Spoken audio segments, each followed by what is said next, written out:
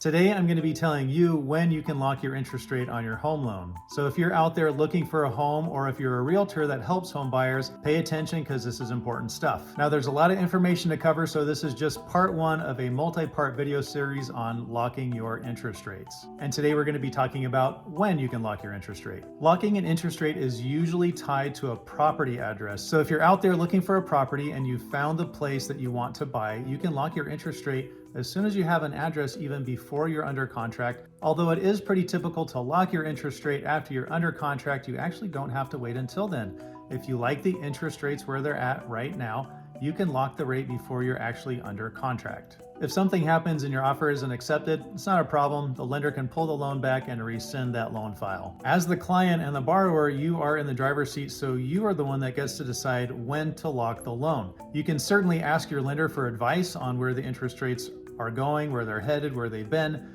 but you get to decide if the rate is right for you and if you want to lock it now. Keep in mind that that rate only lasts for the lock period, which is typically 30 days. We'll talk about that in another part of this series. But if that rate lock expires, what happens? That's going to be part two coming up next.